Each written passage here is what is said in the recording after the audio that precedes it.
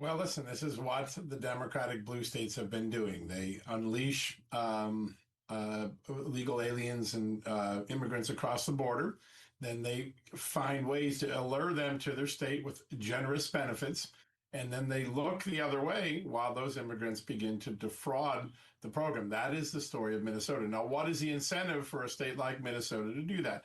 It is to rig apportionment. If you have more residents in your state, even if they're illegal, they got counted by the census, and you get more federal funds, and eventually you might get more representation in Congress. So this has been a way for blue states to counter the growing red map in America.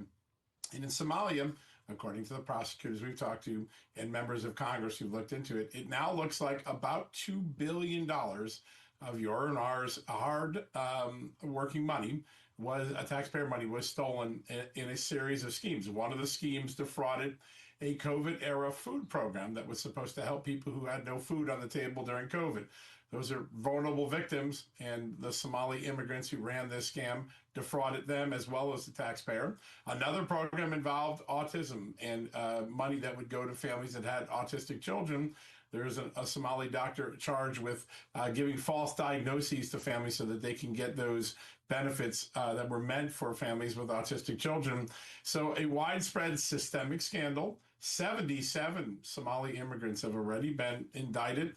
That's just in the food scandal. There's two or three other cases now. And it looks to be one of the largest frauds in recent American history. And the reason it all happens, according to our original reporting back in August of 2024, is that the Walz administration loosened their oversight of this money. The money comes from the federal government, it goes to states. States and local cities run the programs. And the Legislative Audit Bureau and many others who looked at this, members of the state legislature, believe that Tim Walz owns this entire scandal because he simply turned a blind eye to what was very rampant and obvious fraud. It didn't take long for Donald Trump's Justice Department to figure out this fraud once they got on the case back in February.